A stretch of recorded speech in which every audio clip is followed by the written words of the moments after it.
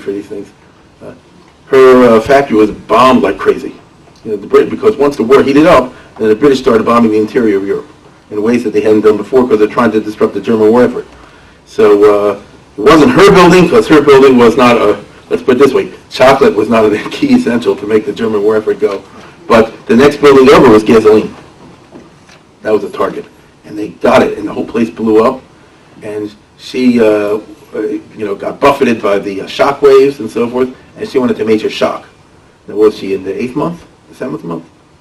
The baby's born August 3rd, and it's June 16th, so figure it out yourself.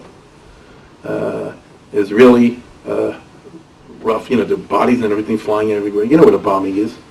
And she hadn't believed it would happen because it never came before. And she was in a terrible way, and her husband, rushed over there, and he said, "We got to get you out of here." And the city was all on fire, and so he said, "We'll get you to Nitro, as they call it nowadays, outside of Bratislava, 100 miles away, something like that, because that was a place away. There's no industry there, and there'll be no bombings, and the Jews had it particularly good, so to speak, in Nitra.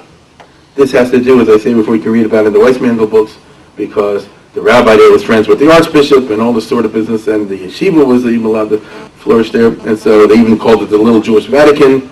It's amazing, as I say before, all through 42 and all through 43 and half of 44, while all the shechita was going on big time, where the Jews who were in the wrong place in Poland and Ukraine and in Greece and places like that, where they just killed everybody, Holland and so forth. In Slovakia, life was, so to speak, relatively speaking, normal, you see.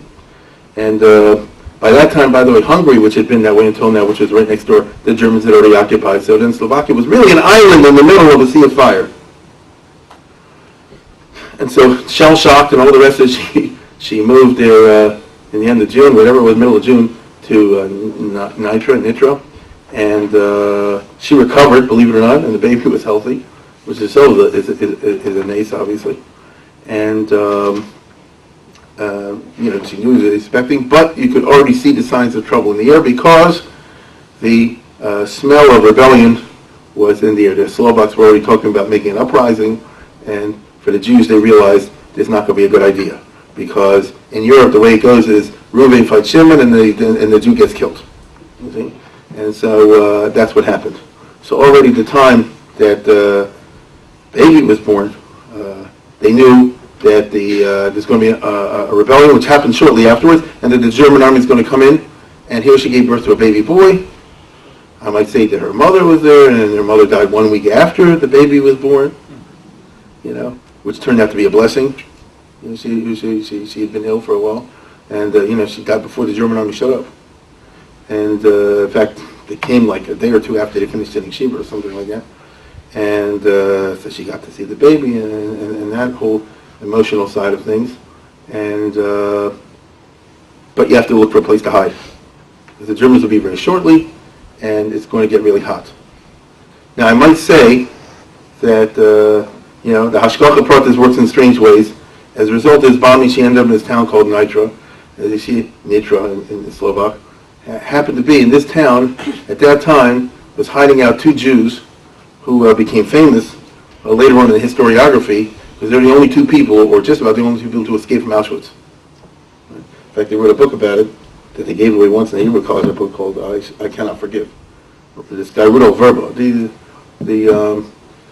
You know how hard it was to get out of Auschwitz, and I think 2, 3, maybe 5 people, am I right? Very few got out at all.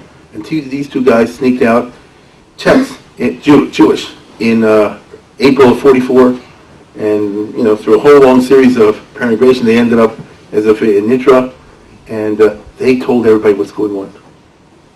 They said there's a place called Auschwitz. You come there, you get off the train, and they take you to the showers and all that sort of thing. I mention this for a reason. We all know, or many of us know, that the Jews, even in Europe itself, even in Central Europe, refused to believe. They didn't want to believe. You see? Even sometimes when they heard rumors, or they're told, they didn't want it to happen. And that's why it happened in places like Auschwitz and other camps.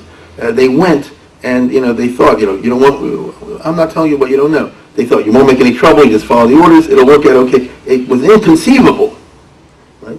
The monstrosity of what was going on. And at the time I'm talking about, in June of 44, when all this happened, my mother, May and June, the Hungarian Jews were undergoing exactly what I'm describing. The Germans were in the process. They came late in the war to Hungary.